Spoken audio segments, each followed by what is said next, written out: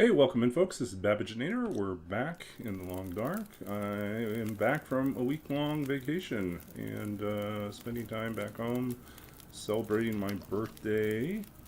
Also, being able to visit a few friends, family. It was all good. Where are we at, anyways? We're still on Timberwolf Mountain. We're not in PV yet. Oh, I kept thinking we were already at PV, but we ended up taking a little extra time to hunt things. That's right. And we decided we were going to let these cure up a little bit and enjoy our time here.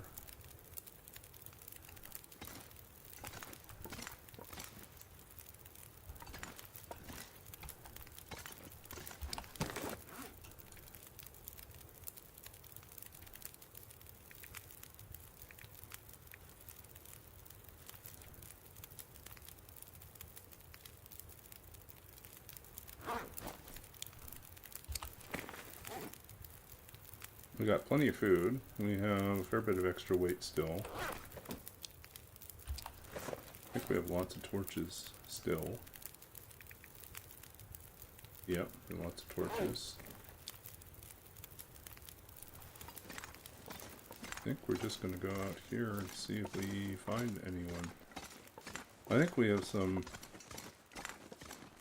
missing arrows still, though, right? Oh, that's right, we lost a deer. It fell over the cliff. Let's see what else we got here. Okay, we've got extra tea that we forgot about.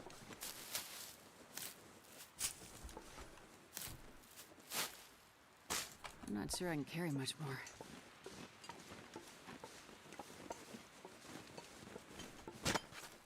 Some burdock.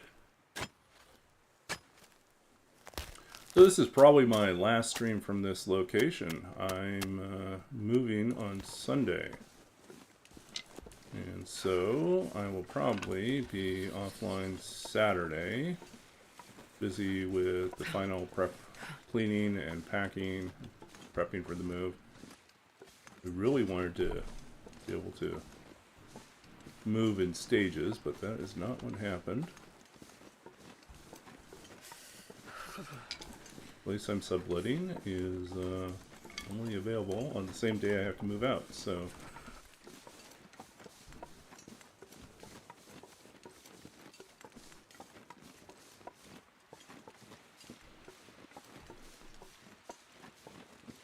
I can't feel my feet. should have warmed up some tea. Anything else here that we could have grabbed?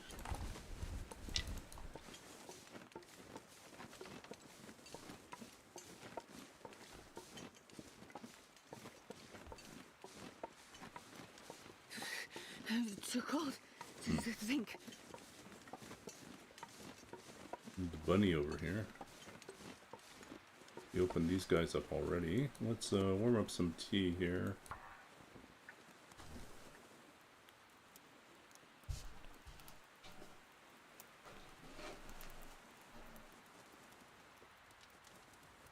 Come on, little fire.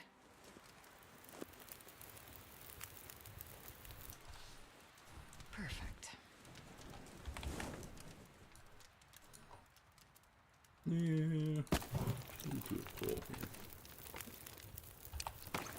Basal operations here. Really should make some more tea. One can. Oh, we got lots of coffee. Oops. Seriously? It's that cold? Wow.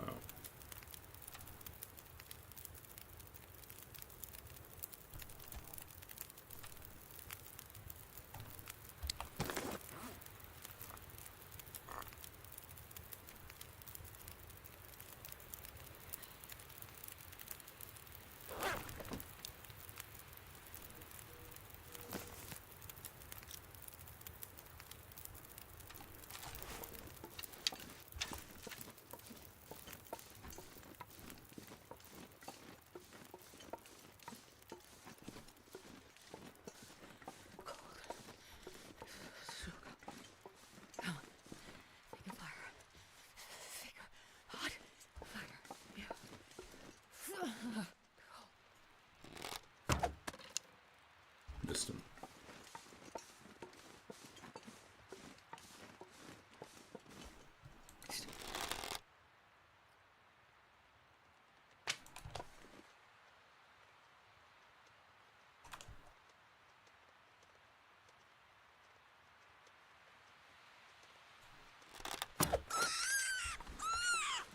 Yep, we got what we want.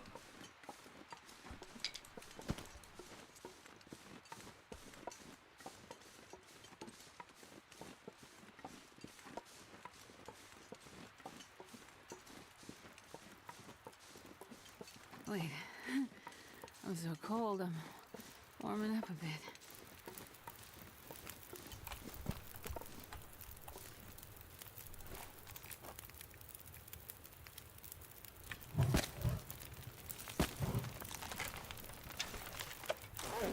Okay, finally we're warm enough.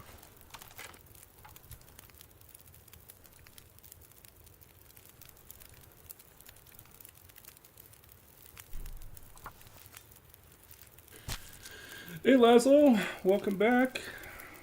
Well, really, it's me welcoming back. I just got back. Just literally got back earlier this evening from my trip back to Saskatchewan. I am now officially old. Nah, we'll just reset it. How was it? It was actually pretty relaxing. Why do I have all this meat here? I don't carry around all this meat. I forgot to drop this off last. It's terrible. It's like, why am I heavy? It's because I'm carrying all the meat that I ran back earlier. Oh well. Last stream.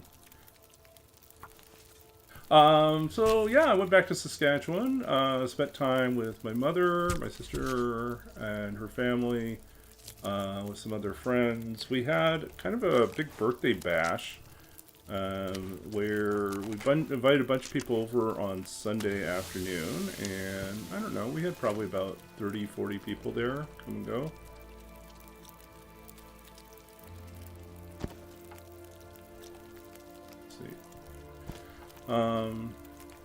Yeah, so it was fun. Okay, yeah. I was just thinking about Niels the other day.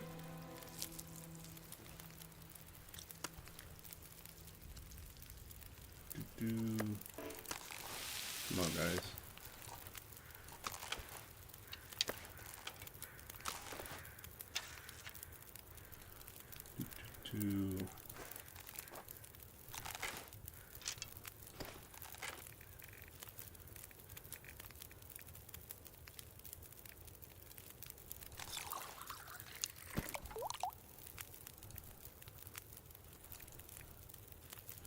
Trying to think what else. I managed to squeeze in some time to work on my interactive fiction game, so a little bit more progress on that. I spent some time earlier in the week working on a rather ridiculous project, where it's basically, it's silly. It's inspired by kind of a side quest flavor thing, kind of a completely throwaway thing at the first time I did it, for a D&D game in which they ended up building and competing against each other, building giant crab gladiators with a bunch of random rolls. Turn it as kind of a mix between robot battle bots and pro wrestling. And it was hilarious and silly at the same time. So I decided I'd make a website that was kind of a tool for helping people do a lot of the point. So you have to spend points in order to build your crab, and this kind of makes it easier to do that. But there's some complexity still. I did not foresee how complicated that project was going to get, and so I did as much as I felt like I wanted to do and decided I'd take a break from it. And I may go back and handle some of the other things later, but I felt like I need to spend some time working on the interactive fiction game. So, but I'll show you what it looks like in a little bit. That's silly.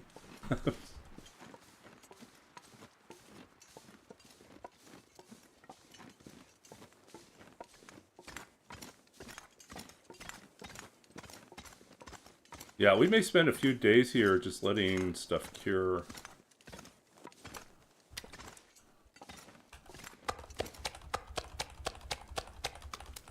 Okay, so... Oh, I see. We cooked up a wolf, but because we don't have cooking 5 yet, we didn't want to risk eating that much wolf meat. That's what it was. So we cooked up the wolf. We'll probably not take the wolf with us.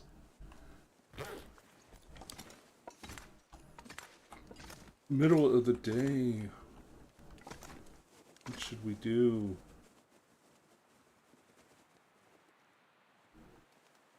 How many matches do we have now? We got a lot of matches. That's 48 matches. Okay. You want to see the crab fight page? Let's see if I can bring that up here.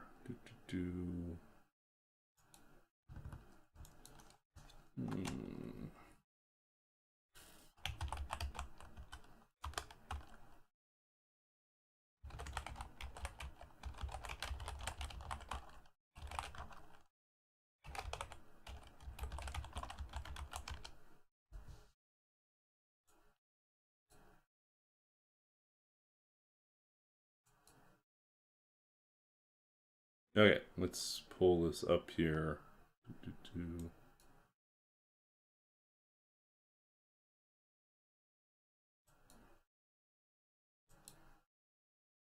How come it doesn't show up?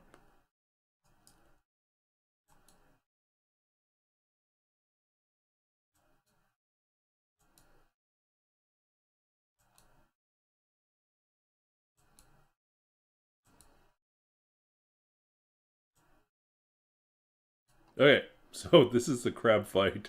Okay, I want to... No. We're on the wrong one now. Messed up here. And we got the wrong screen.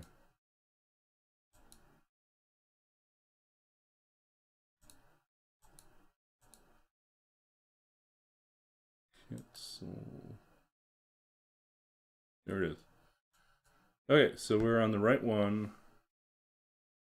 What I was trying to do... Get rid of this one, then I can see. Okay. Yeah, exactly. So here we are. We've got the crab fight page. You have 30 points to spend. You start off with a giant crab, medium sized. You can increase or decrease the size of the crab, spending 10 points per size category. So if I want to make a large crab, it costs me 10 points. If I want to make a huge crab, that's another 10 points. And if I want to make a gargantuan crab, then I've spent all my points, which is a problem. Except for it's not completely a problem, because we can do silly stuff like we can decrease one of our stats and make a super clumsy one, just so we have 9 extra points to spend on, let's say, on strength and con. And maybe we'll restore this back to 10, to 7. Okay. And then we also get 3 additional powers, which are rolled on a table of 100. And it chooses 3 of them. So Spear Jabber means that you now gain an attack where your claw has a spear in it and jabs for 1d8. Smart means that your intelligence would be boosted by 5. So right now, the parts I haven't implemented is I haven't implemented this directly impacting the rest of your stat block, which I would it's a little bit more complicated. Some of it's easy, some of it's not so easy. Cold resistance, half damage from cold. Um, so if I reset here and I choose a medium crab and I don't spend all my points on increasing size, yes, we are. We are just taking a break to show this silly crab fight gladiator game that I designed and then made a little web tool for people to generate their crabs for competing in a D&D gladiator uh, arena with these giant magical, mechanical, and genetically amplified or altered crabs. So so anyways, like this time we created a new one, and again it gives us three new powers. If you get the same power, it doubles the damage or doubles the effect. So in this case, since we rolled two laser eyes, it actually do a 4d6 fire special attack. Rocket Claw means that it could shoot out its claw as a ranged attack, and it does double the base damage. And if we wanted to, instead of spending points improving our size or playing around with our attributes, we could actually spend 10 points each on adding additional powers or abilities to the crab. The giant tentacles, somewhat bright, like a 2+ on their int, and let's say a vicious attack, roll here. And then another option, of course, would be some people go this route and they'll like reduce. They'll reduce everything so they can gain another. Now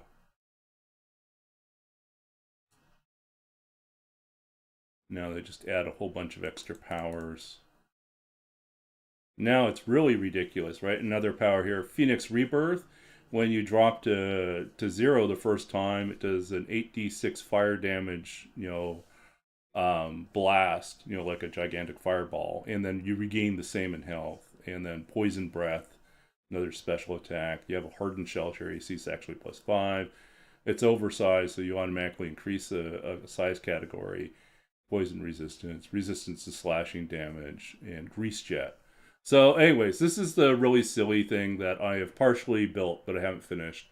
I've run this a few times with friends in our D&D game, and everyone loves Crab Fight. So it may turn into a card game. I think it might be easier to implement as a card game. Like doing all the coding behind the scenes on this has given me a profound respect for all the complexity in the current D&D Beyond character builder. Okay, your crab can get more attacks per round. Yes, some of the additional powers. Let's see. There's a whole bunch of crazy ones. Let's see. So Gambler's Doom, basically you have a deck of many things ability. So it just randomly churns out a response that's like deck of many things. Let's see. Get example of what we get here.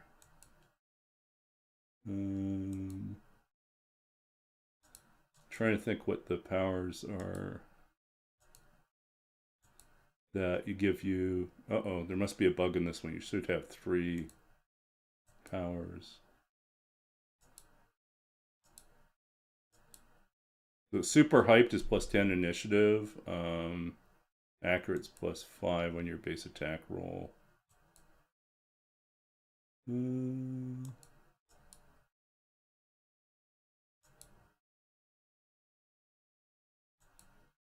Where is the one that gives you? Yeah. Anyways, it's kind of silly. I'll have to look it up here separately. There's a crab fight rules here. So in terms of powers that might give you additional attacks, extra claw, so you can have an extra claw that would give you additional attack.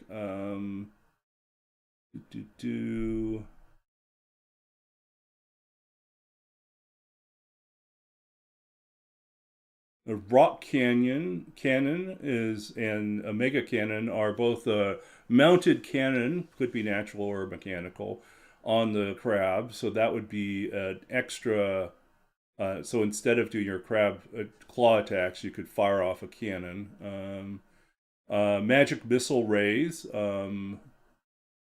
Let's see. Yeah, there's a number that are similar to spells or magic items, or related to different monsters like beholders, in terms of ray attacks that they have. Oh, conjoined. This is the silly one. There's a conjoined one where your crab is actually two crabs in one, so you end up with four attacks instead of you have two extra attacks because you have two extra claws. Um, well, actually, you've got more claws than that. You got a mess of claws. There's a lot of extra claws. Um, so that's pretty silly. Bloodied Frenzy is at 50% hit points. So if you get down to bloodied or half hit points, the first time that happens, you gain up three extra attacks that round. So that's kind of a really ridiculous one. And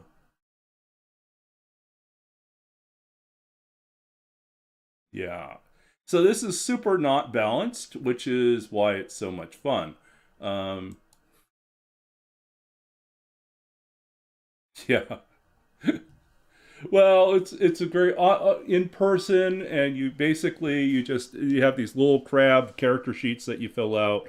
And my goal was to simplify the character building, the crab building part of it, and people would just run like 10 crabs against everyone else's. Well, they ran 5 crabs against everyone else's 5 crabs, and we just had this gladiator arena style thing where it was round robin, and it was pretty entertaining, because it's pretty silly and ridiculous. And sometimes you think you have a crab that is perfectly set up, to be absolutely awesome, and then they turn out to be a dud, or they get defeated by the most ridiculous thing, like they get petrified before they can do anything cool. And so, yeah, stuff like that. Okay, so let's get back to do.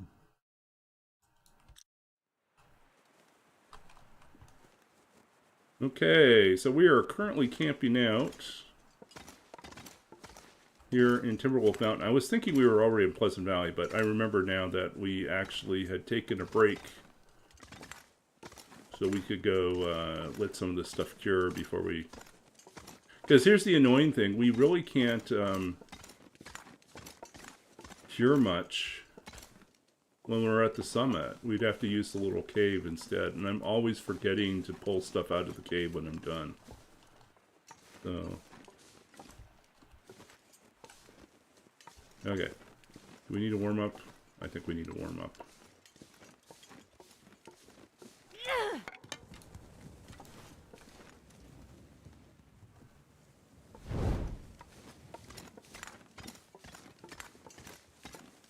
Oh, so cold. So yeah, I was gone for a week. Spent time celebrating my birthday with family and friends, and yeah.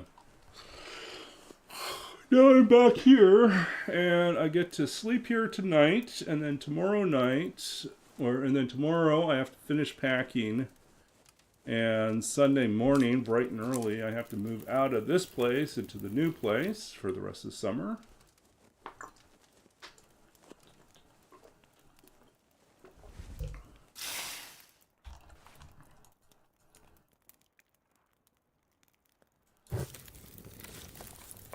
We don't have a lot of sticks. Maybe that's what we should be looking for.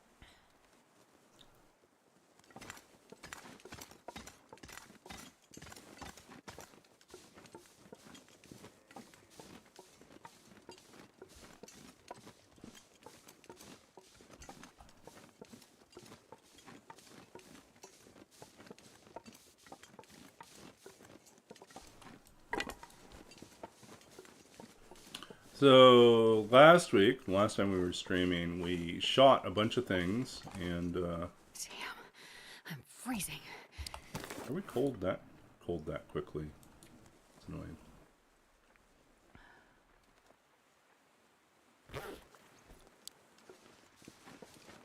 We need to find more sticks.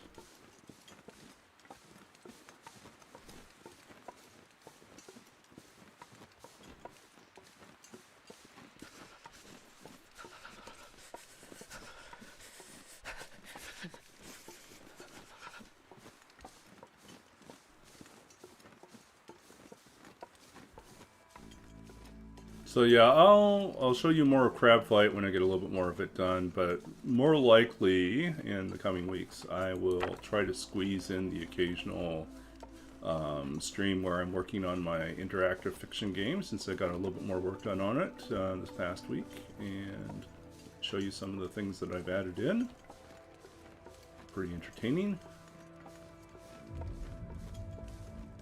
I need to find some place to escape this cold.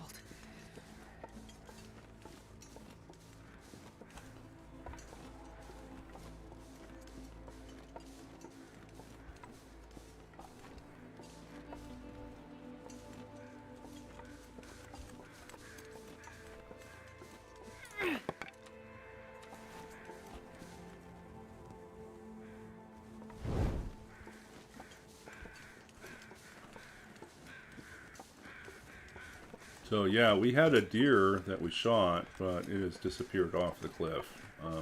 Very disappointing.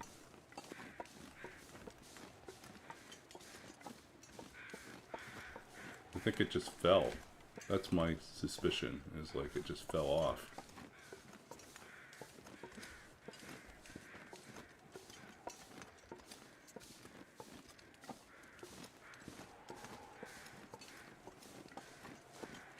Do I? If I don't warm up soon.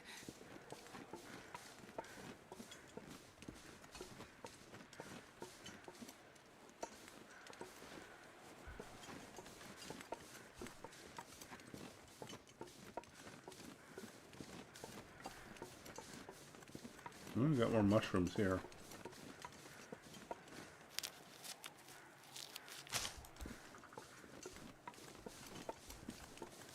Huh. We've run out of sticks. I think that's a subtle way for them to say that we should probably pick up and move.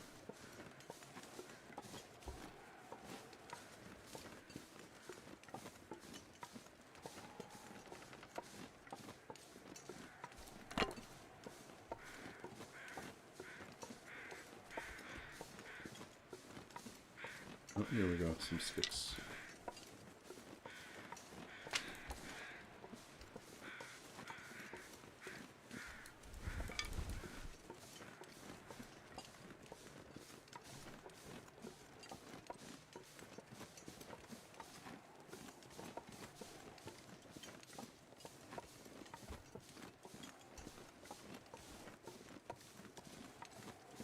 I spent a week playing with Gen AI front end called Kobold AI. Interesting. What was it that you were trying to do? Was this like for RPG stuff, or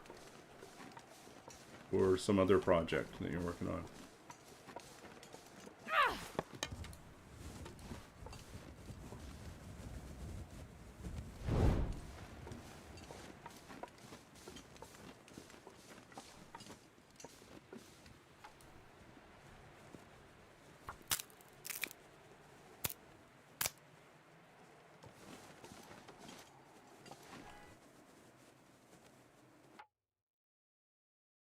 Why is this popping up like this?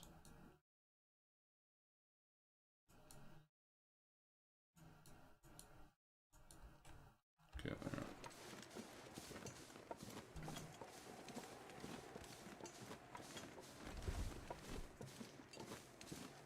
Yeah, no, it's got a long way before it's truly creative. Um,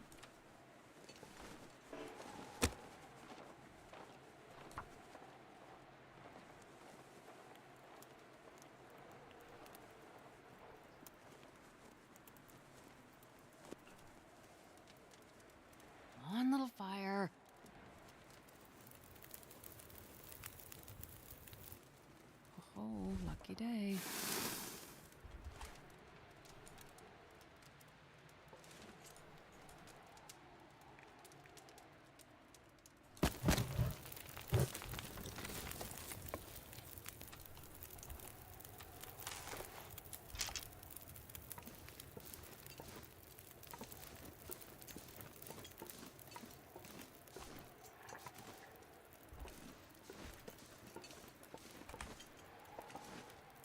Where are you, dear? I heard you before.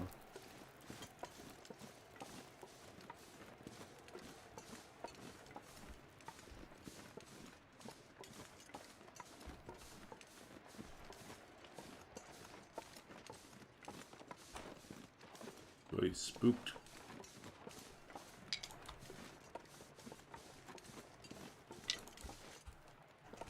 It's gonna come back or not?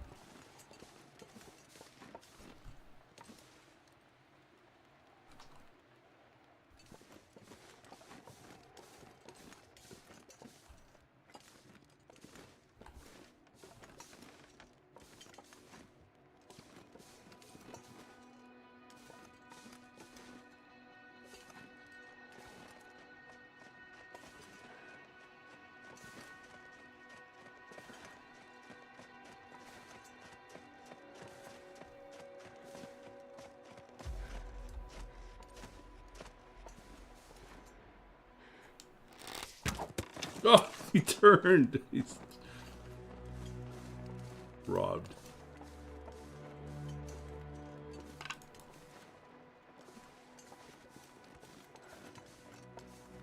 Now we're just getting cold and losing health. Not worth it.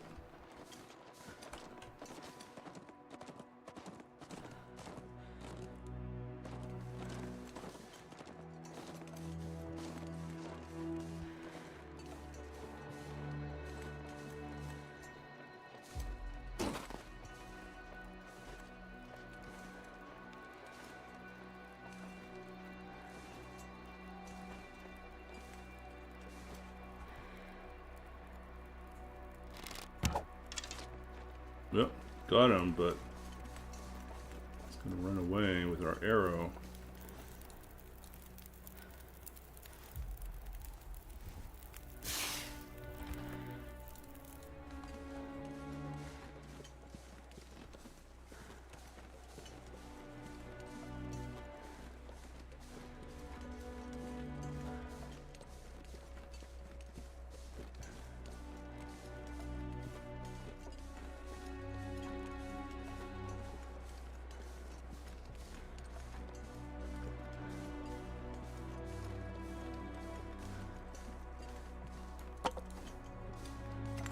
Man, the cold's miserable. I'm just taking a beating when we're out there.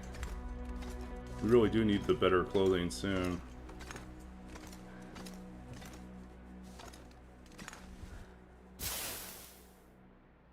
I don't know if that was wise, but I think we've got enough water here.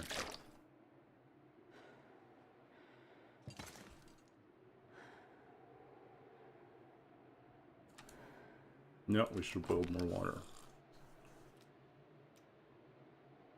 But drink some birch bark. Oops, I guess we should have done that first. Warm up again.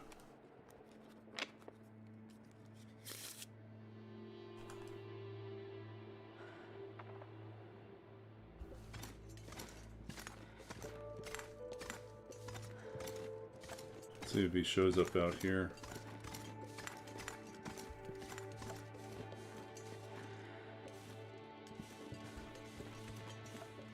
Is that him? Did he die over there? The separate... Oh, I think we got him. Died in a convenient spot. Look at that.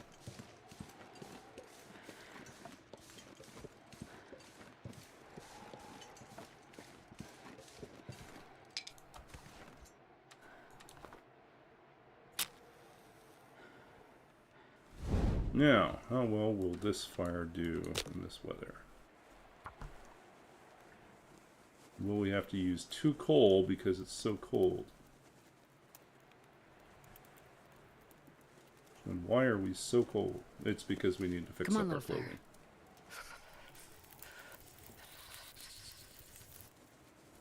Oh, yeah. That's a good one.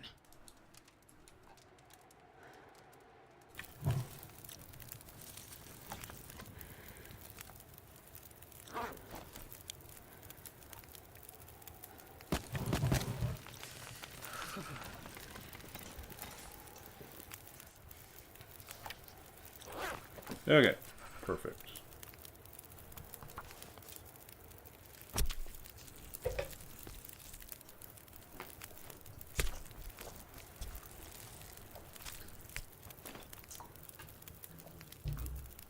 Yeah, I think where a lot of AI struggles is the ability to, and this is where human creativity is to be able to take one idea, theme, something that is like an image or a motif, and carry it across an entire story with nuance and complexity in ways that aren't obvious. I think like AI is good at being overt and explicit and direct. It is not good at being indirect. It's not good at being subtle. It's not good at being unexpectedly creative in how it does something. So, like, the very things that we prize in good writing are these moments of surprise that we didn't see it coming, and then we're delighted when it's executed as well as it is. So, like, these twists and turns that are not simply, the result of following some sort of formula, but are actually, like, meaningful, that we feel that they're meaningful, that they executed.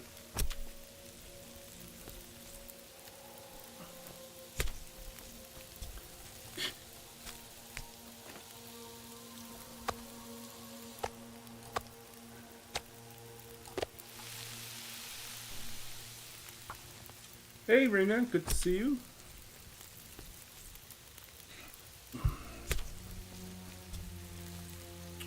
Stay tuned, Rena. I think sometime this coming week, once I'm settled into the new place, I will start doing the occasional daytime stream of me working on the interactive fiction game, because I have spent some time this past week working on it. So I have a little bit of progress, and if anything, I've realized, it's 2020 hindsight, that I really should have done it a completely different way. But yeah. Next project will be done in a very different style. I will give up on the visual editor, and I will use a different approach and a different style of coding called Twigo, which basically is more like Markdown, and is meant to allow you to break up the files into lots of smaller files so that it's easier to work with. So the problem that I have with the editor that I'm using right now is that since it is visual, you just get lost in this mountain of post-it notes, basically, these little passages. What did I think of the song? I thought it was okay. I mean, it's not going to win a Grammy, but it was fun. I mean, a lot of songwriting AIs do really well at producing country and western songs, and I would say probably parody songs.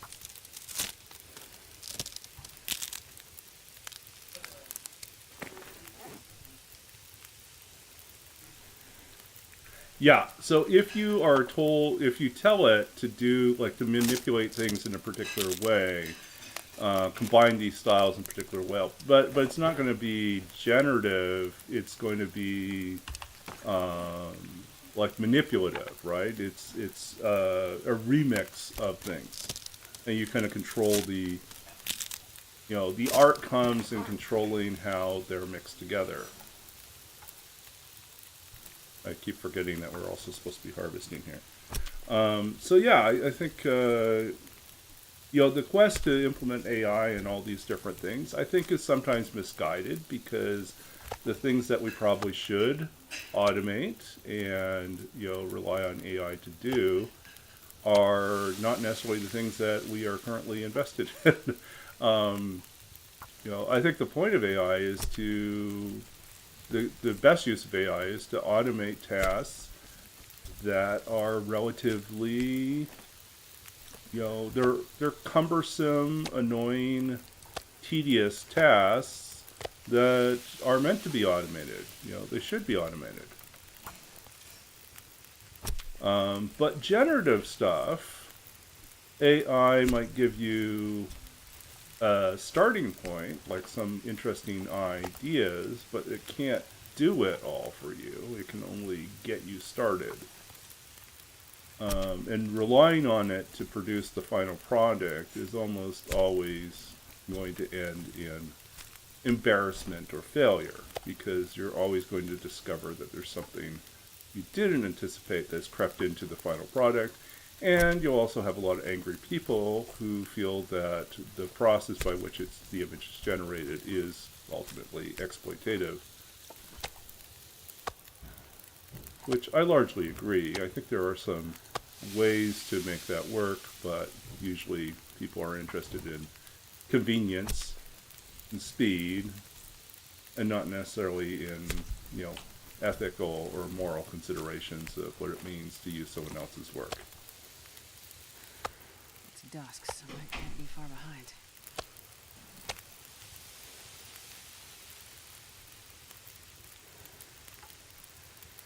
Yeah.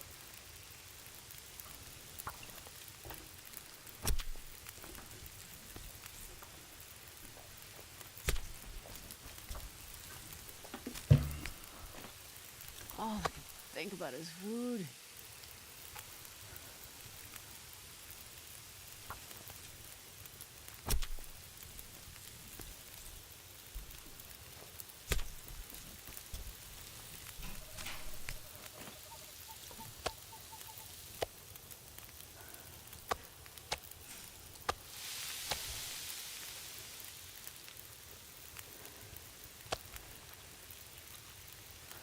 I think our main goal is to get to well-fed. If we can get to well-fed, that will make our climbs up to the top much easier.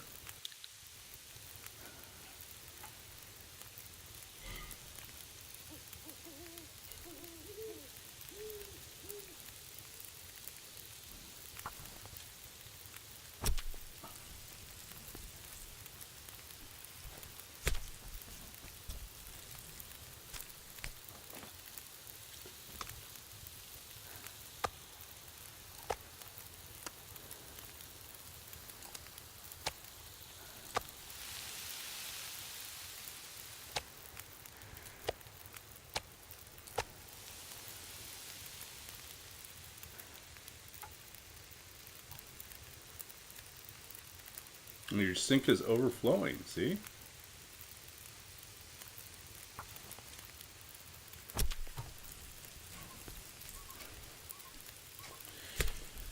Yeah, it is a complex subject. I think it's fine if there are, like, I know that there are some approaches that are being explored that do basically that, and I think that might be, I didn't mean to pull, not what we wanted to do. No, we don't have,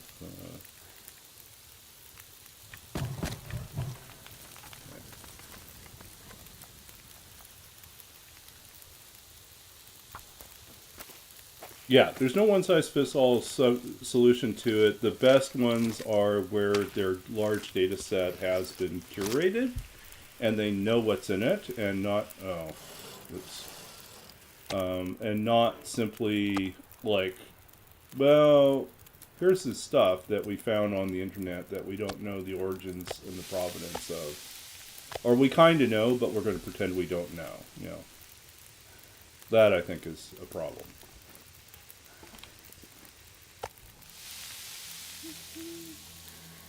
I'm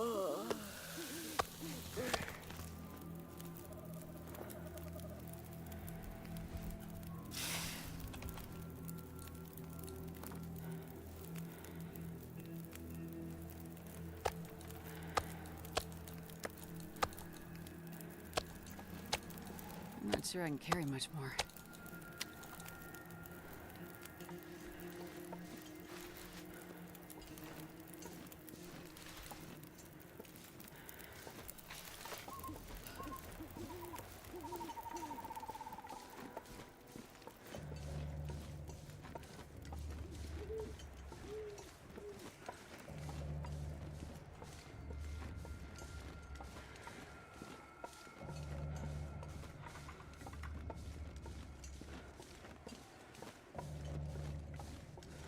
Mouth so dry.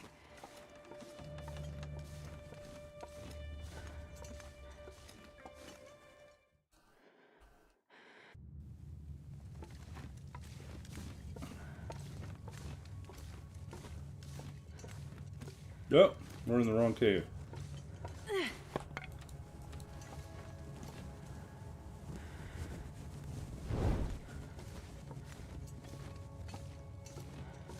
Next cave over. You made 2 different salads.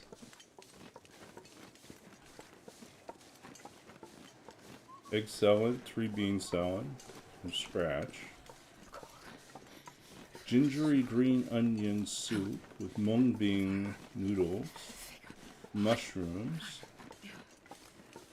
Radish, dumpling, glass milk. Sounds like a big meal. Quite the party.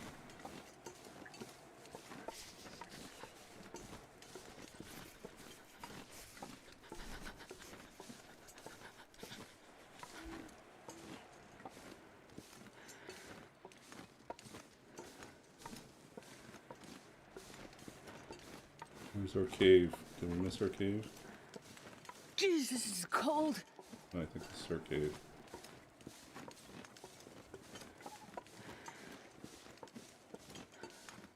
This is the cave with our stuff in it.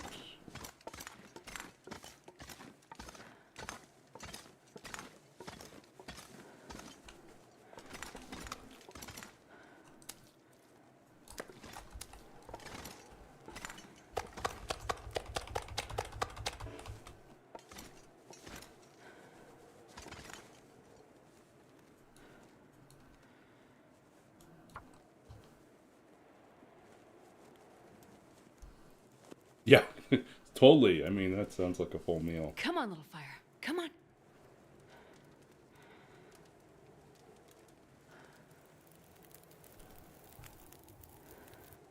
Perfect. Okay, I think we have to... Do we have enough sticks? No, we don't have enough sticks. We need to boil water.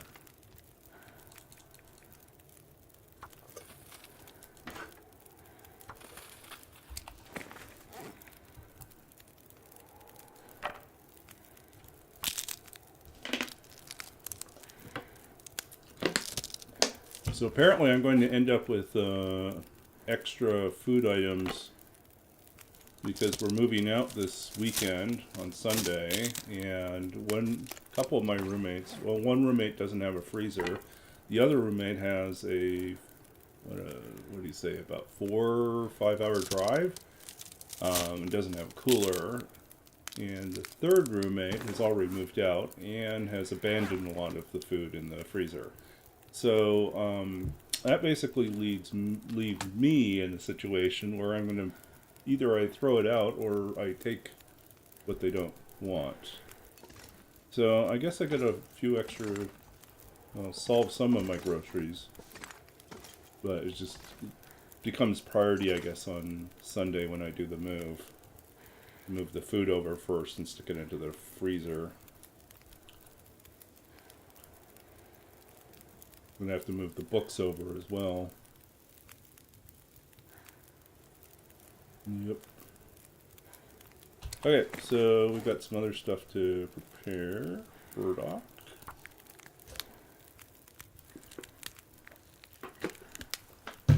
Burdock is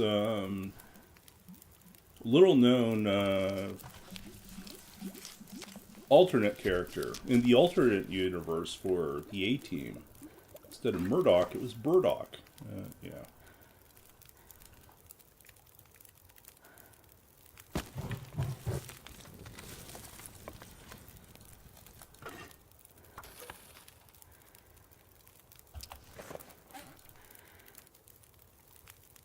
Don't need to do that. Don't need to do that. So we're good here.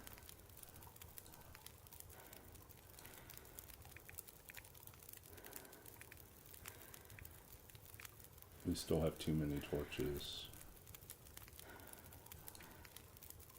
I think we're officially in well-fed territory, right? No, we're not yet. We have the extra pack. That's why we're... Okay. Why are we so cold? Because we're only at 14. Because we need better gear. This is good. This is crappy. This is good. This is... I think we're just losing heat to no thermal undies, crappy shoes, crappy socks, crappy gloves.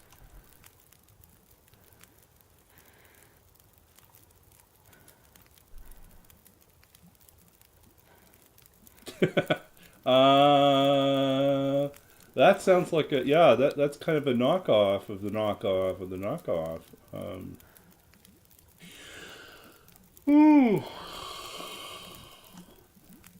I almost wrote a poem about Kit for my second book. Kit almost got a cameo in the book. I didn't end up writing that poem. I did some of the research for it, but I never wrote it. And then I wrote but didn't include a rather imperfect Sherlock Holmes poem.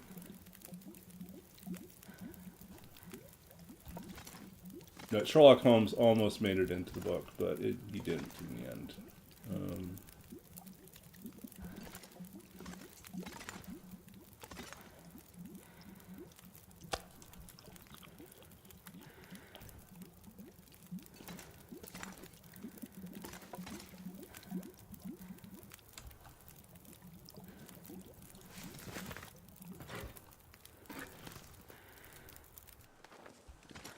Okay. Plenty of water here.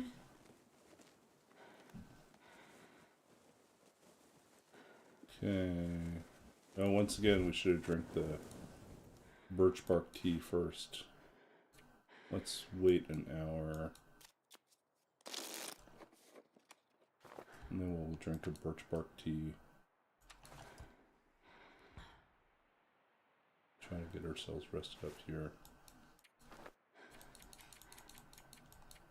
Don't freeze to death, Astrid.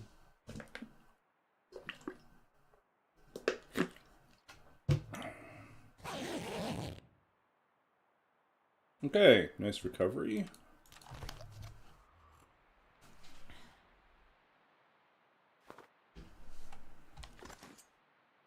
I think we forgot to put down the other hide, right? Yep, we did. We forgot the other hide.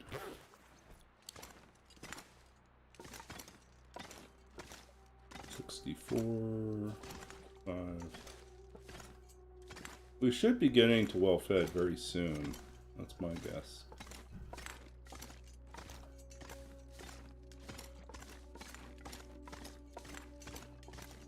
We've killed all the wildlife in the area now.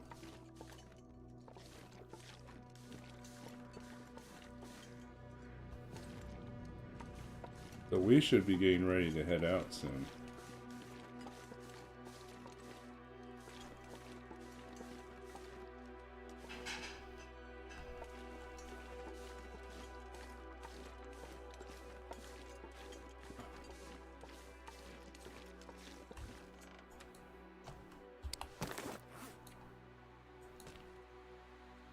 Can we get food poisoning from this thing? We'll find out. Headache.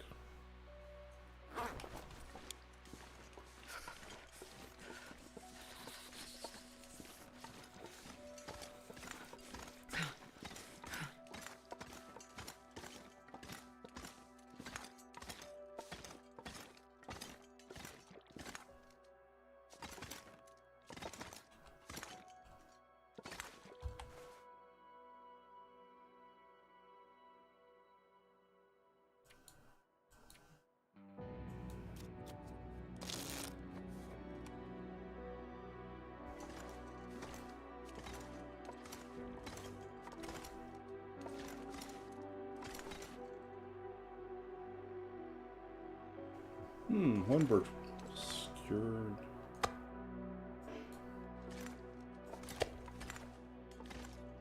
So we've got cured birch saplings. So maple almost cured. Rabbit still a long ways to go. Guts a long ways to go.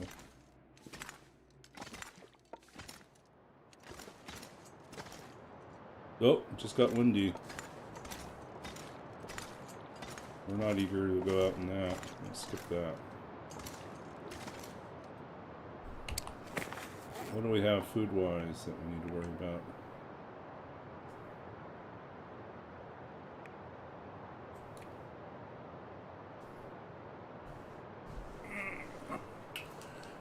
Well, I guess we can make burdock tea.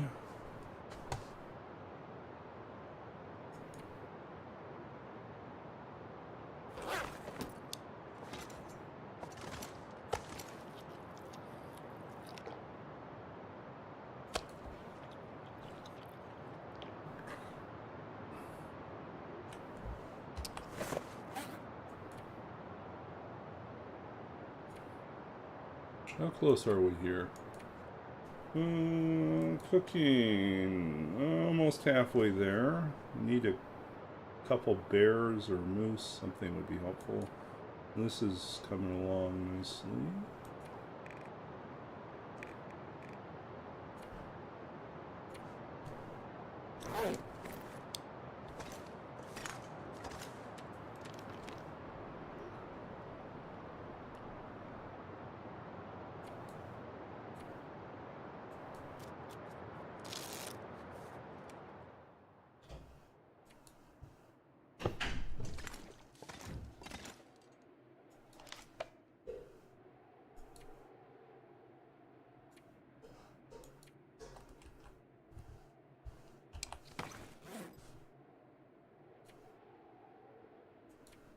Where's all our extra weight at? Extra torches. We can always drop those.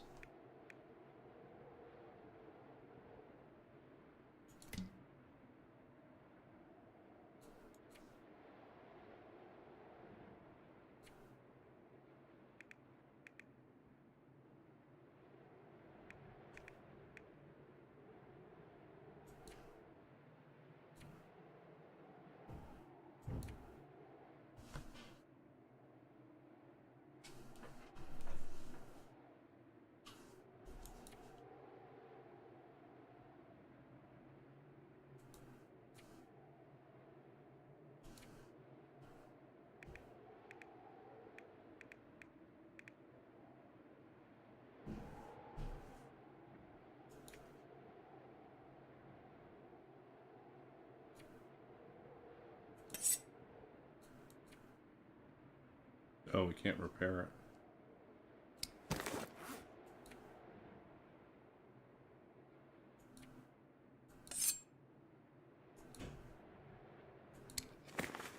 That was a mistake on our part.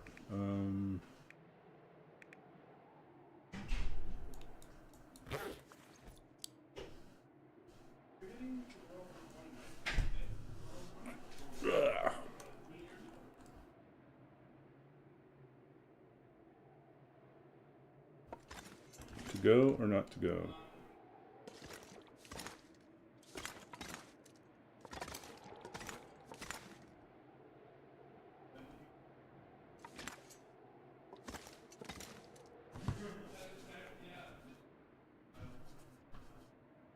The question is, I think I would love to go once we have well fed. I think we will hold out for well fed.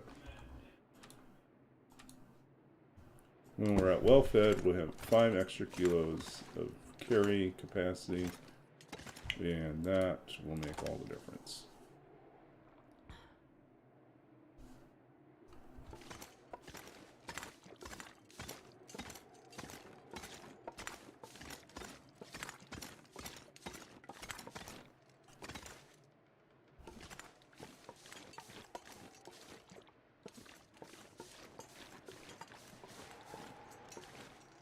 Yeah, it's just miserable.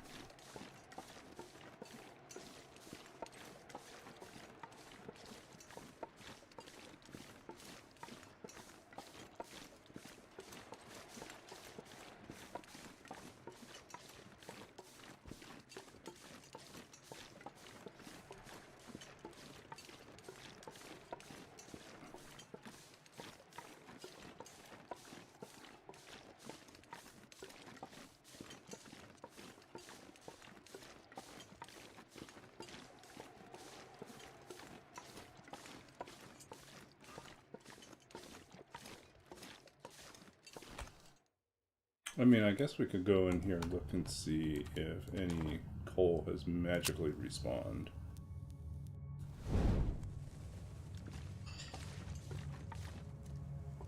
And pick up some more torches.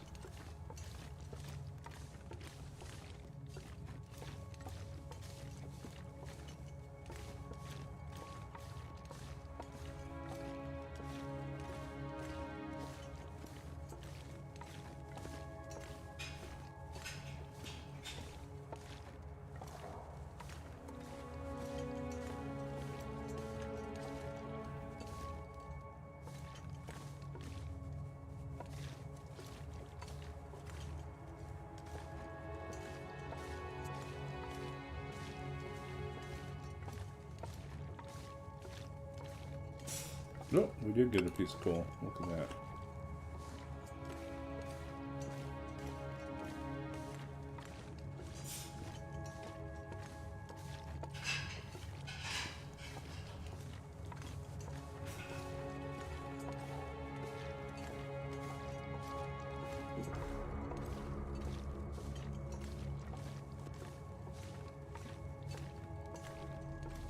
Hey, we'll just work our way back. I think we just missed that one piece. Hey, welcome back, Laszlo.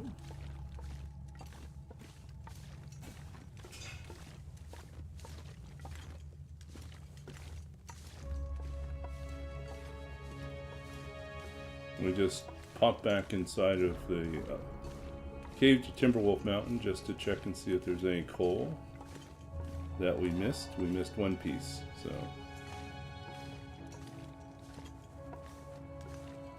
buys us a little bit more time.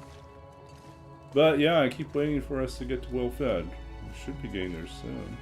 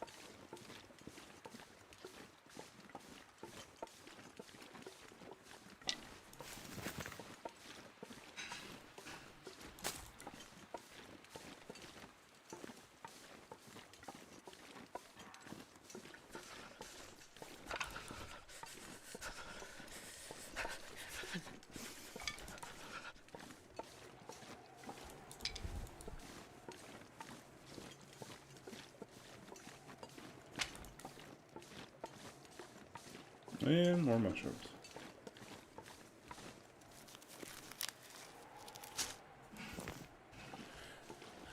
Certain mines and certain caves were somewhat bugged so that you could go back in and almost immediately there would be more coal.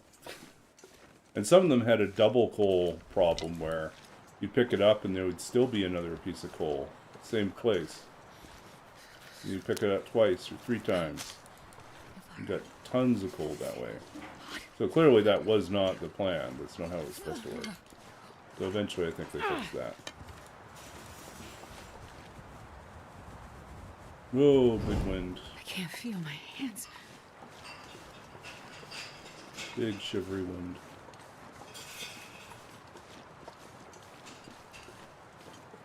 I don't know if you play Fallout 4, but the update just came.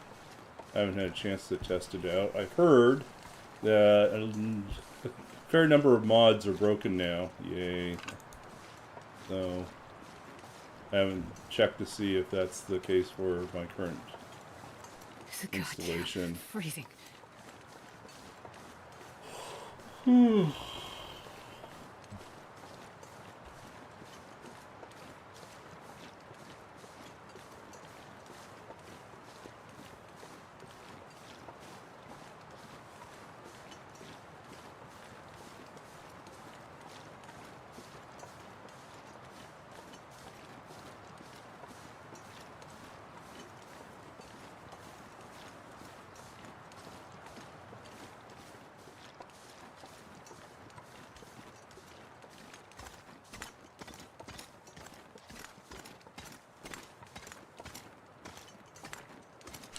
Yeah, yeah.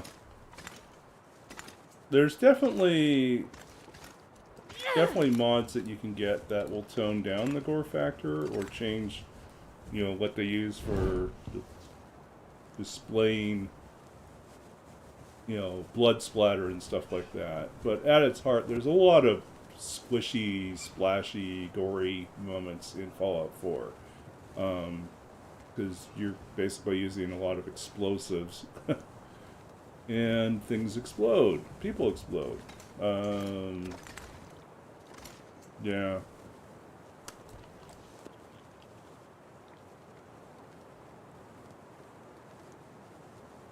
I'm not like a huge fan of that level of gore. I don't mind playing Fallout 4, but I don't find a particular joy in having like bodies explode like that.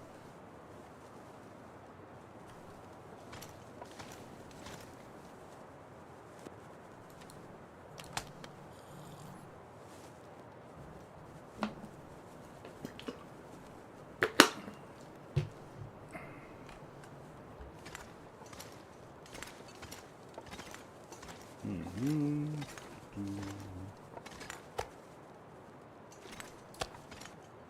94, that one's almost done. We want to get our way towards better clothing and a travois is what we want. And I would really love to be able to carry like wolf and rabbit hinds with us. We may have to sacrifice like some of the guts. Unfortunately, that might have to go.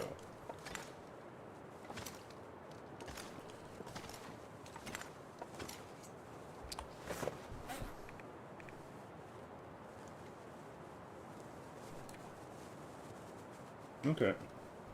So there's a little bit.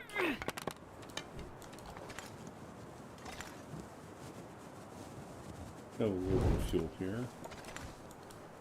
We can try making a little bit more water.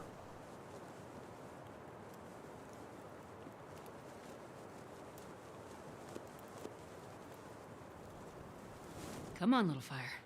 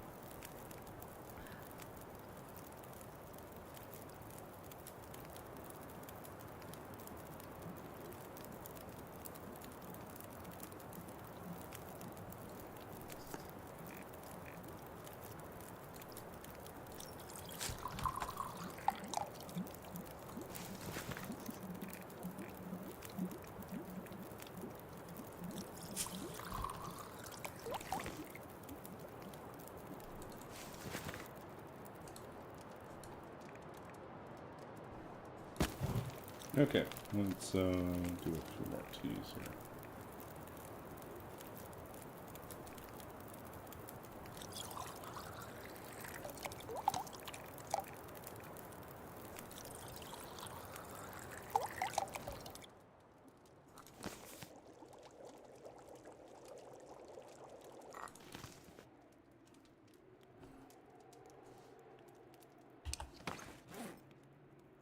Hey, let's see how we're doing now. Takes forever.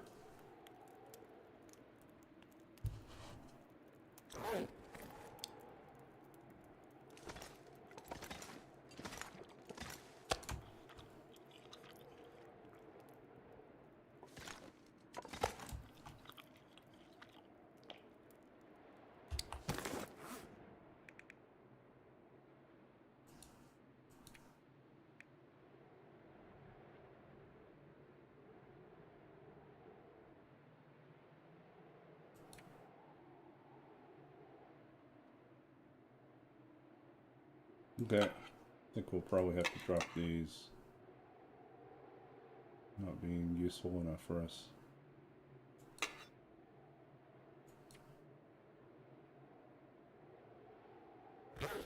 We should take one of them at least, in case we are able to do a repair.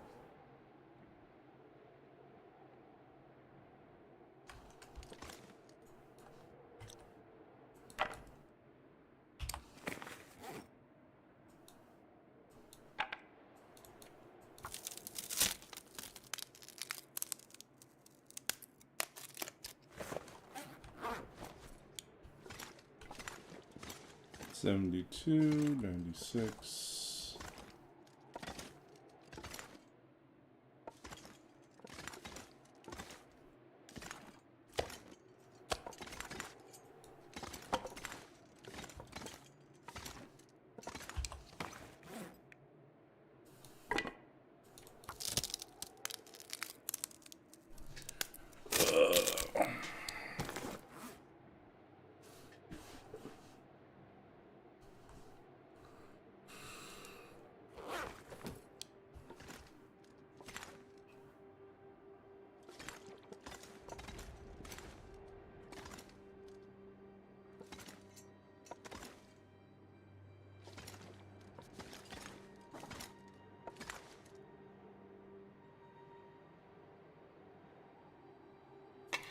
I think we should take two in case we get lucky with the tools.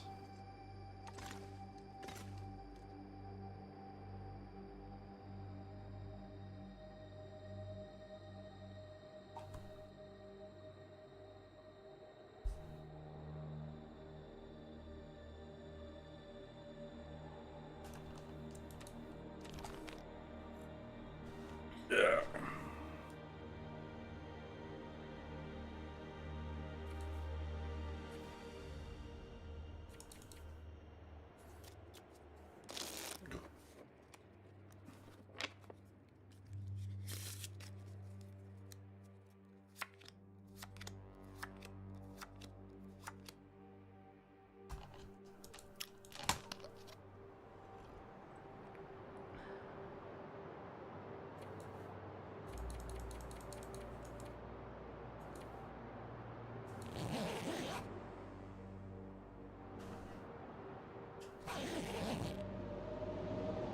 Yay, we made it to Wolfhead. But there's a blizzard outside now.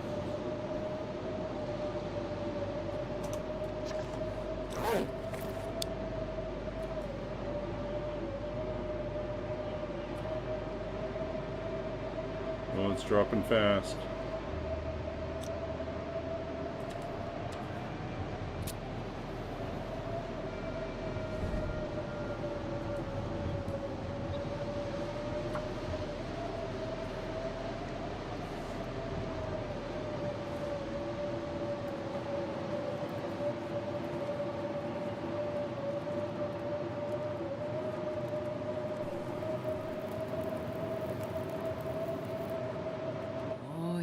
Hey, Prof, how's it going? I'm doing well. I leveled up this past week. I turned the corner and made a new lap. My second lap of 25. Second 25-year lap.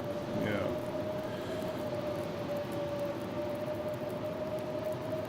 But yeah, it was good. I spent the week back in Saskatchewan with family, and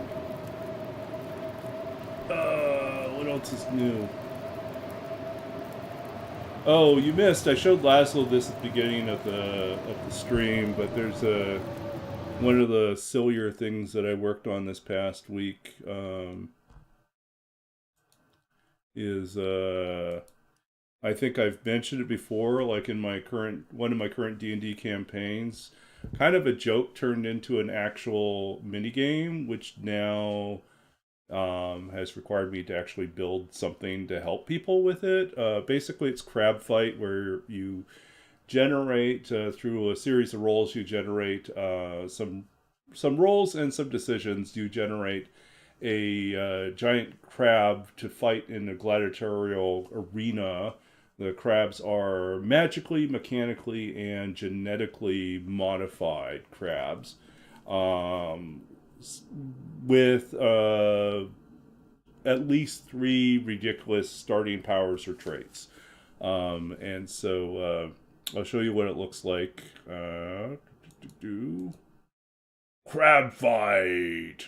The crab fight. So this is the crab fight builder here, and so this is not complete. There's a lot of stuff I still have to do to make things work properly. But you start off with the crab.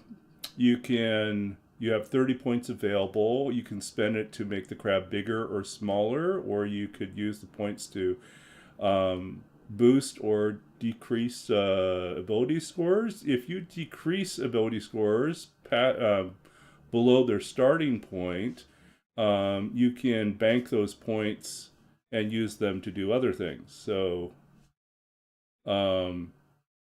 yeah, so there'll be a little bit more work before it's ready to go completely, but I would love to do a live stream sometime where people, we each roll up our crabs and our crab fighters, and then we just we roll some dice and see how it plays out, and it'll be really ridiculous and hilarious. So yeah, so you can do that. You also start off with 3 randomly determined powers, traits, or abilities. You can spend some of your points. You can spend 10 points to add additional powers. So, for instance, I just added power that causes irresistible dance. So your crab can produce the irresistible dance effect on its opponent. I need to do something about the DCs. Instead of having them set in stone, I need to make them a reflection of whatever the casting power is. So you could buy, so it's 10 points a pop, so you could buy like 3, you could spend all your points buying powers. And let's see, irresistible dance, vicious attack. I actually want to rewrite this one and do a different idea for vicious attack. Smart is a +5 intelligence. So one of the things that's not properly implemented yet is that whenever these powers or traits come in, it should modify this. Actually, what it should do is it should create an additional modification area, because you shouldn't be able to, this manipulation should be independent of this. So there should be like this, your modifications, and then whatever the abilities or score modifications are would be a separate column. So I think I need to do that still. Okay, or you can, yeah, you can spend all your points making your crab a gargantuan crab. Which is really silly. Or you could boost it up to being a size large. You can. So some of this is working already, like increasing dex will affect your armor class. But increasing strength isn't modifying your attack scores. I need to fix that so the attack modifiers are reflected. And yeah, and the skills are also impacted too. Oh, yeah, Rena. Yeah, this is my crab fighter builder for the silly crab fighting game that I invented for my D&D group. So, anyways, the powers are kind of silly and ridiculous. Some of the other crab powers include there's 100 of them: a chainsaw claw, exploding shell, petrifying gaze, conjoined, which means that your crab actually is conjoined with another crab, which gives you 2 extra attacks. Battering charge, which allows you to do triple base damage plus stun. Invisible mode, you can go invisible for 1 round, once per encounter. You get a mega cannon. You can ignore crits. You can have dragon breath. You can have a nullify claw that on a crit it removes 1 enemy power at random. That's terrifying. Just like cancels out their power completely, strips it from them. There's a swashbuckler one, which allows you to add your charisma modifier to base damage, which is only really useful if you boosted your charisma for some unknown reason. Yeah, so yeah, there's a bunch of resistances. Anytime you get the same power twice, it doubles the effect. Yeah, so the player is playing. They build their crab fighter gladiators, and they compete in a tournament in an arena. So, I am considering, quite likely, converting this into a card game. There is Cake Shield, which you end up surrounding yourself with cake shields that protect you. So they're crab cake shields that provide extra AC. There is a grease jet, which allows you to fire out grease as a projectile or as a stream, right? And I'm trying to think of some other ones. Part of the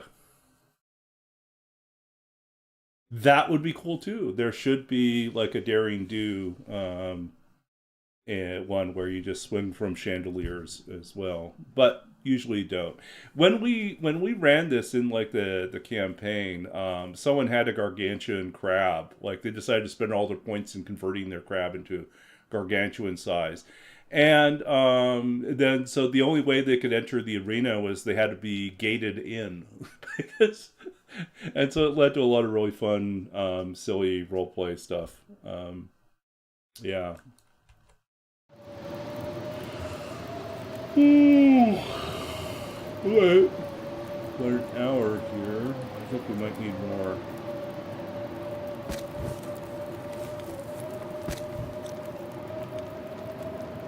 Yeah, part of the fun is like in the rules. I say like first step is come up with your crab fighter name, and so take your inspiration from battle bots and pro wrestling and come up with a really ridiculous name. And you do that before you roll any of your stats or powers, so you can come up with a really ambitious name and then get crap.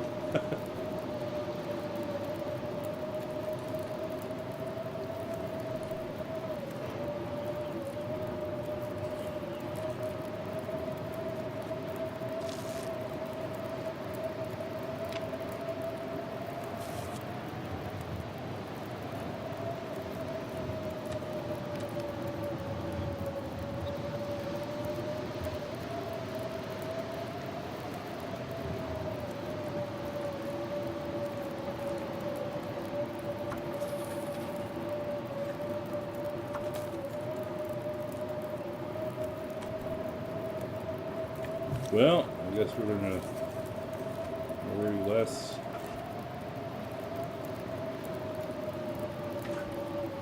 So Crab Fighter will probably be... I will finalize the rule set for the sort of like a version that I'll release as a PDF game, and then I will also work on building a card game version of it. One of the people in my D&D group is an artist that likes and a tarot card reader, and she likes making cards. So there is actually a charm effect. There's a pheromone effect that allows them to charm other. Yeah, there's one encounter ended up, like one battle ended up with a win by default because the one crab created a charm effect and succeeded in basically calming emotions and negating the entire opponent's ability to attack. Like they were just charmed. Another time they failed their save and got petrified. And so despite having all these amazing powers, they got petrified in the first round and they couldn't do a thing.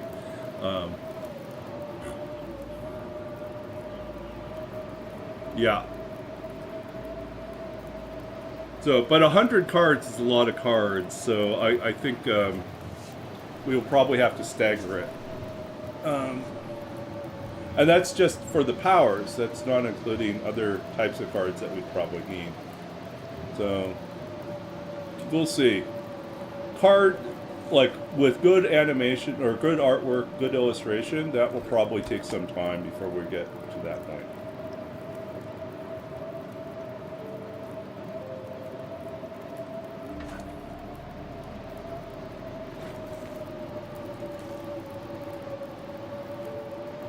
So I guess the good news is we have achieved well fed. The bad news, of course, is that the weather is still kind of crappy. Although the wind just seemed to die down, so we might have a chance here.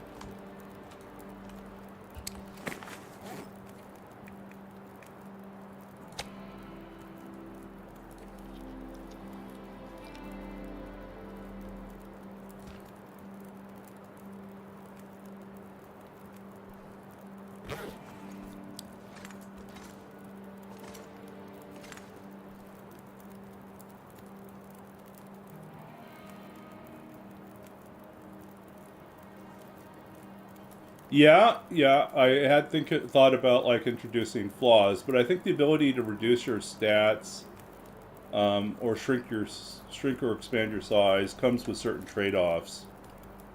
It helps with some of the balancing.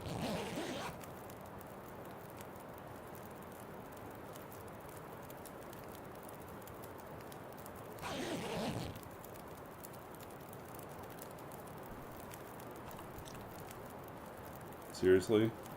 It's still windy?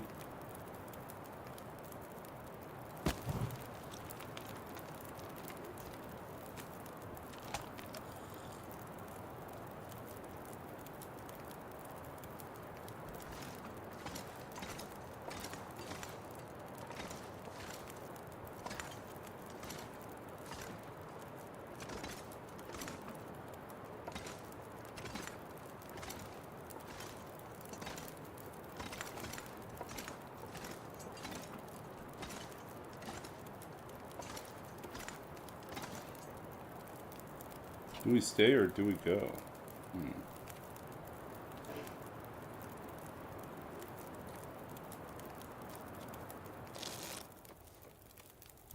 The wind has died down.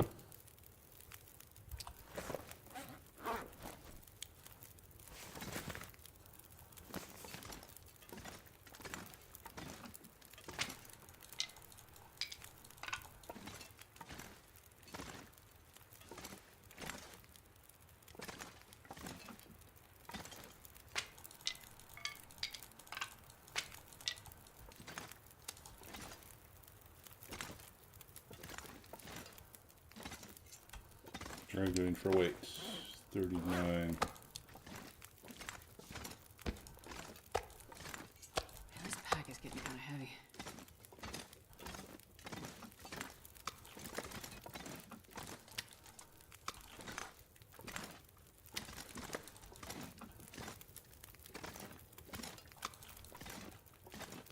This is where having a travois would be really helpful.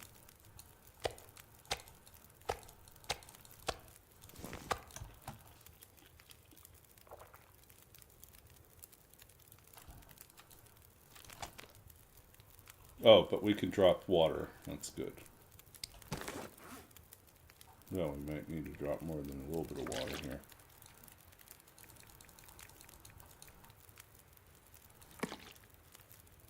Okay, we'll be fine. We'll be fine.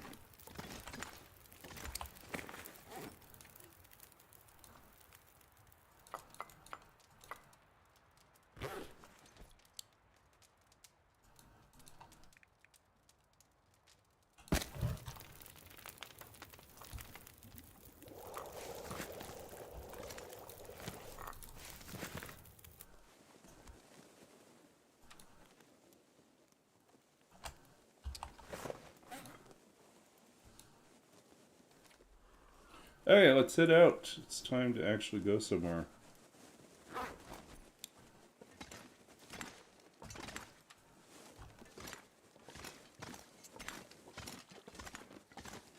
We'll probably run into a bear at this rate, but hey.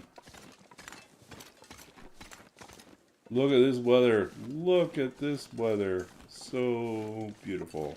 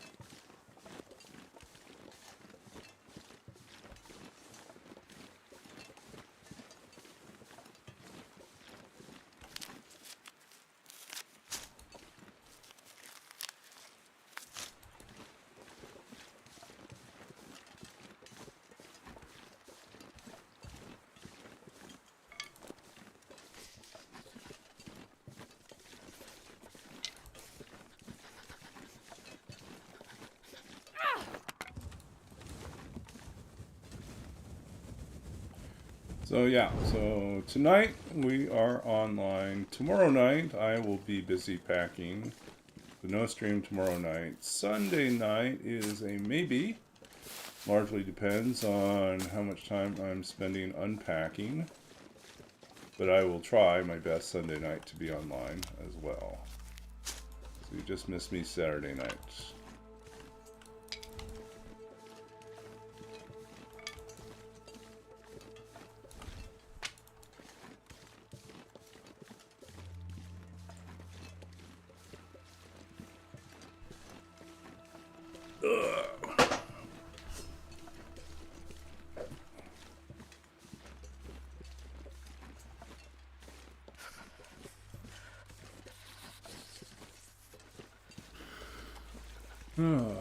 Let's see who's out here.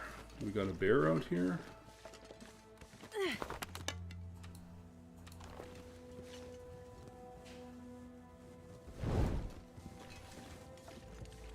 Yeah, the move is short. I'm just moving from one campus housing spot, one campus residence to another campus residence, which is basically across the street.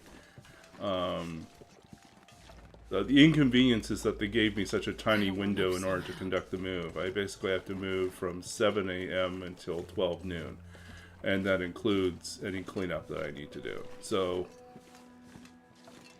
yeah, it's going to be fun. If I were like a typical student with only 2 suitcases worth of stuff, that would be fine. But me being me, I've got extra boxes of books. I have some extra kitchen appliances. Yeah, more and more stuff.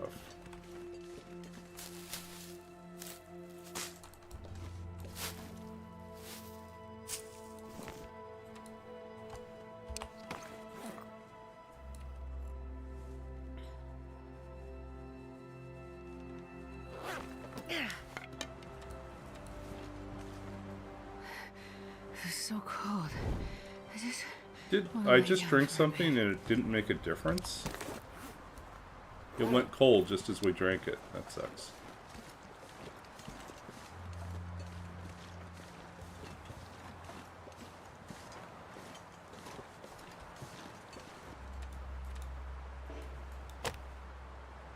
Wasted a tea.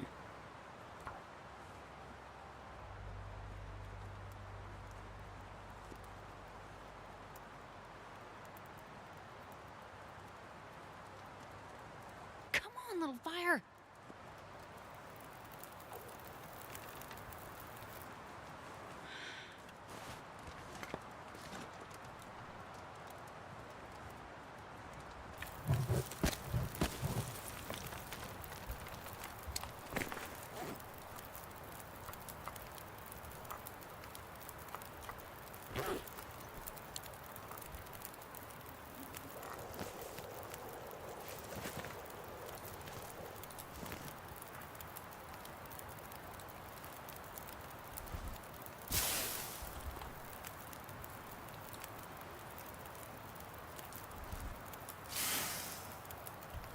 Never forget the time he took a nap in this spot and woke up with the bear poking its head in the door. Yeah.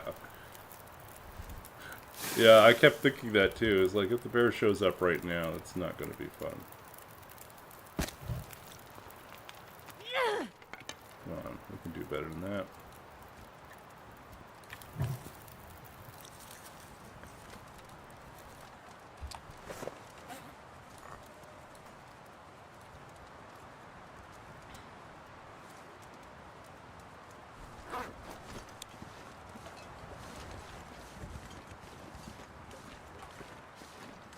Bear, no bear.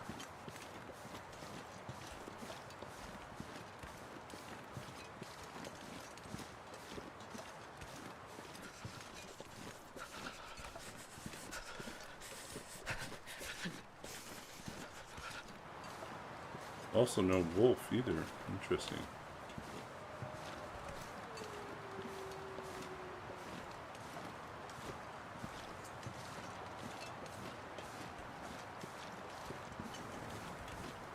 Figures.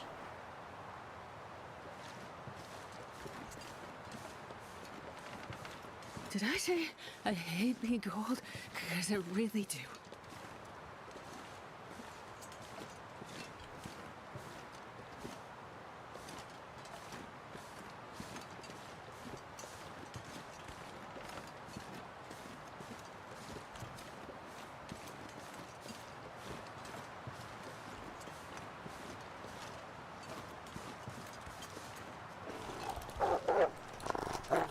Oh no.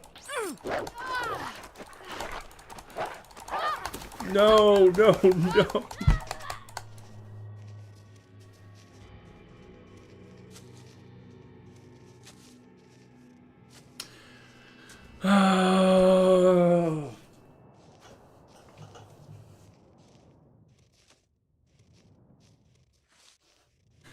My torch blew out.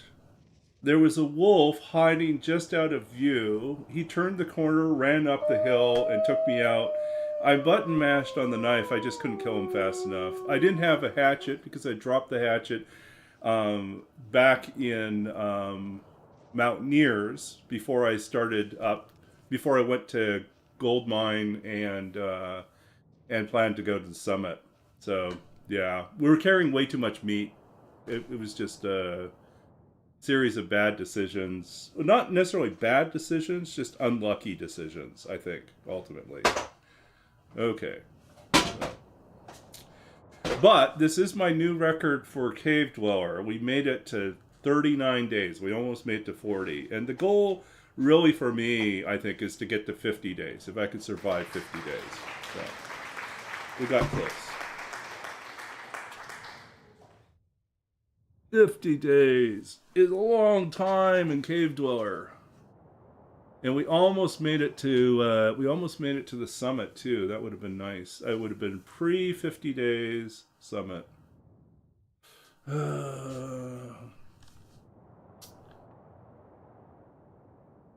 So, did we make a second guessing? Did we make a mistake by trying to go up with the food? Would we be a we would still have been a target even without the meat on us. I think we still would have been stuck.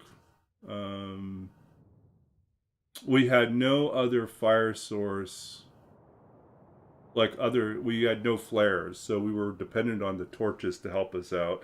And I tried to grab my bow, but it was too late. It was too late to get to my bow.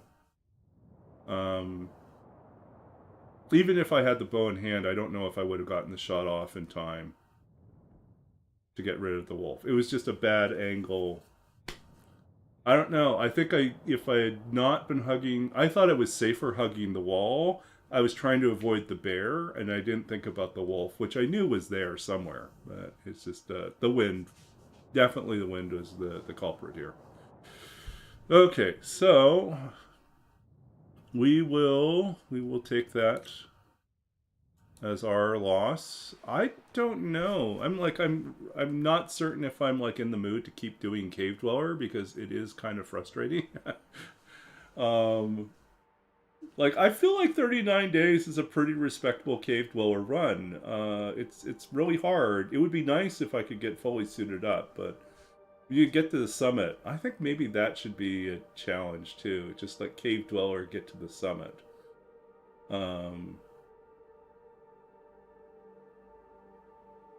Yeah. So.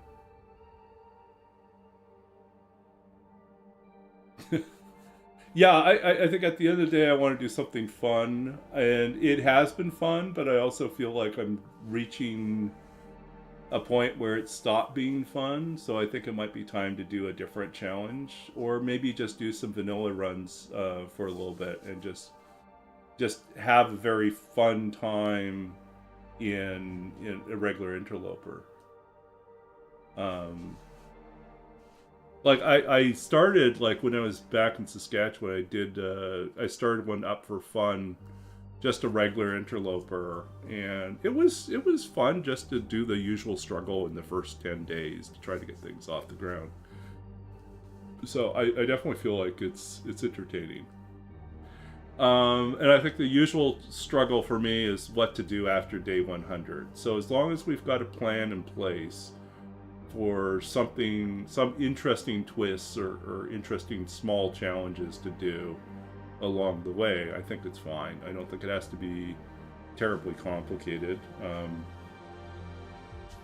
maybe it's just a checklist of places to visit, and maybe it is there's a challenge I had where I had to build rock caches in every region, and that doesn't seem that difficult until you realize that some regions don't have a lot of rocks, and so you then have to haul those rocks in order to build the rock cache. So but yeah, so we'll think about that. Like I said, no stream tomorrow night and stream again Sunday night. I guess that will be a perfect opportunity for us to start over fresh, brand new, and we'll see where we go from there. So before we wrap up then, let's read a poem, I guess.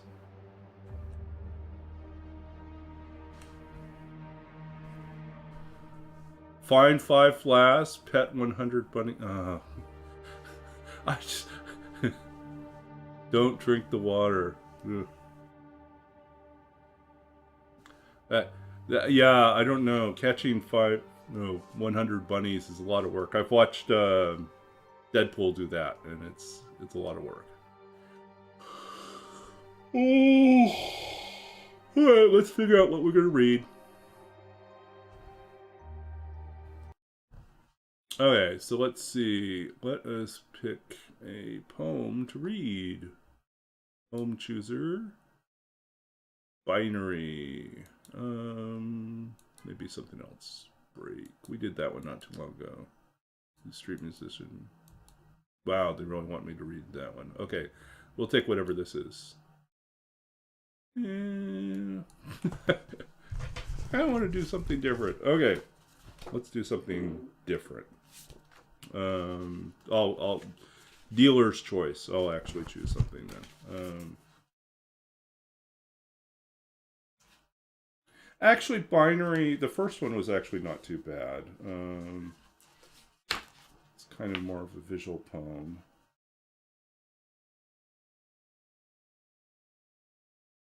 You know what I should do though? I should probably do.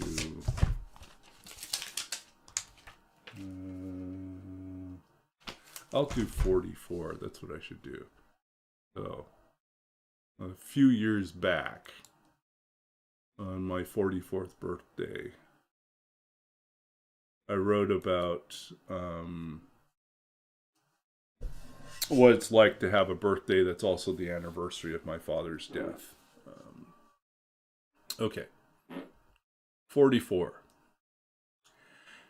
Halfway to wherever I am bound, I find myself lost in a dark wood, the path through gone, and no guide before me.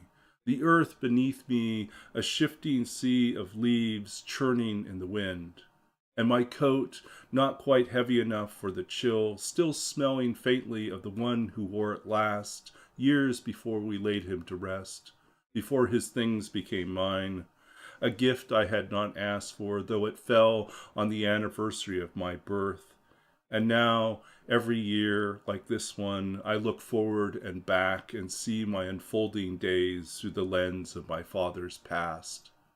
It's not exactly grief, but somehow still akin to sorrow, the echo of loss.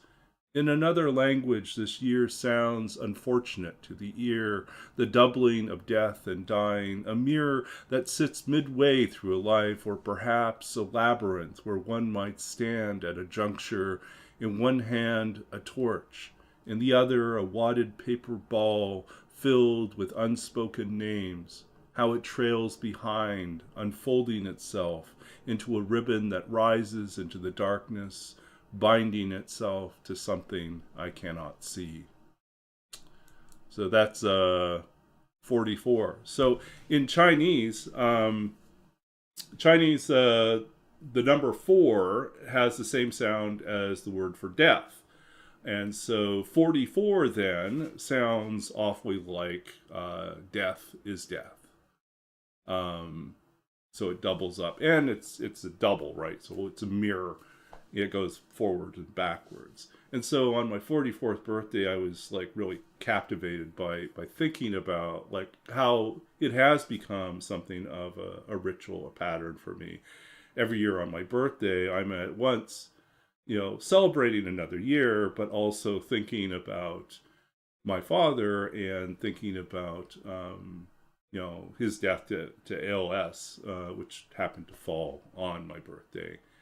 And thinking about sort of our relationship and what it means as every year I move closer and closer to the year, like to his age. I mean, I'm now I've just entered the same decade as my father. My father was 59 when he passed away, and I just turned 50. So I've like now in that last decade, of his life. And we've lived very different lives and accomplished different things. And there are a lot of things that he did in his time that I have not done. And there are a lot of things I've done in my time that he didn't do. And so, it's a moment of reflection to think about, both what we had in common and the things that are different.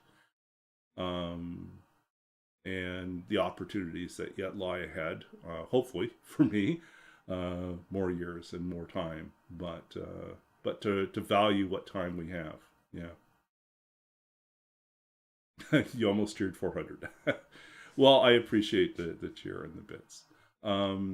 We will be back, like I said, Sunday night. The background might be chaotic. It depends on how much I've sorted and unpacked. I'm actually, the plan is, because it's a summer sublet, so I just have it for the summer. I am probably going to leave a lot of my books still in boxes, and a lot of stuff, my winter clothes still packed. And so I think the plan is to minimize how much I actually need to repack at the end of the summer. So we'll see how that plays out. Okay, so we have to figure out what we're doing next time.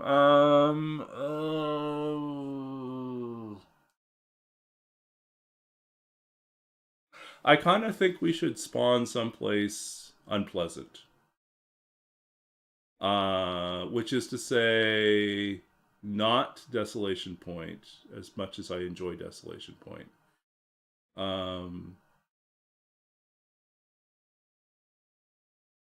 And I don't really want to spawn a Black Rock. But we'll see. We'll see how it plays out. The most unpleasant. I also have thought about, like, what would happen if we spawned in Forsaken Airfield and had to start there. So that would be more of a custom run. Broken Railroad. Yeah, I mean, we could do a custom run and then choose like an interesting starting point.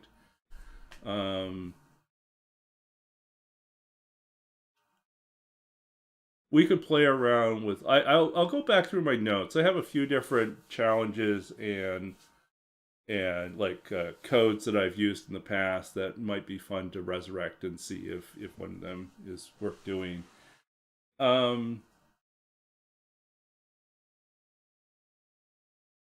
I would love to have a run. Like I have to see if I can fine tune this right, but I'd love to have a run where um, I can find arrows in the world, bows and arrows in the world. So there's no ramp up to forge. It's quick to get going with bow hunting, um, but in many other ways, it's still very much the same.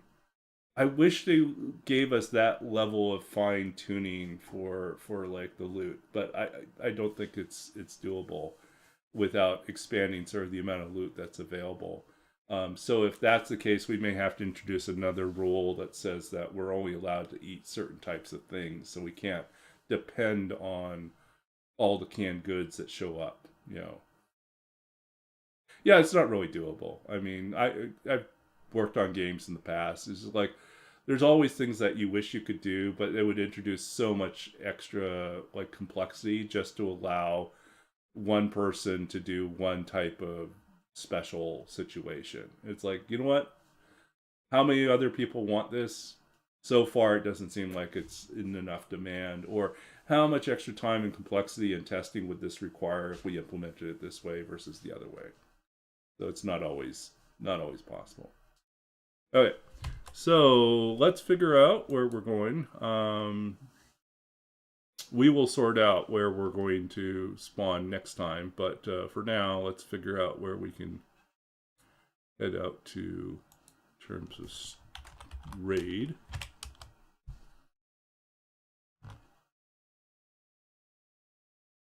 Okay, so let's see who is out there right now. Madison? Old guy can't game? That feels very much like us. Okay. So we don't really have a long list of people to visit tonight.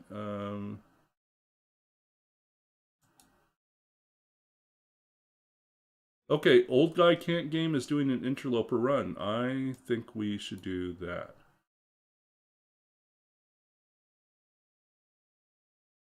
An old guy not very good at gaming. That sounds like a win for us. Okay. Yeah, thanks all. Take care. We are going to raid old guy who can't game, I just heard him fall through the ice. So let's cheer him on. Thank you all for hanging out with me. And yeah. Okay, so we will see you again on Sunday night. Take care. Thanks all.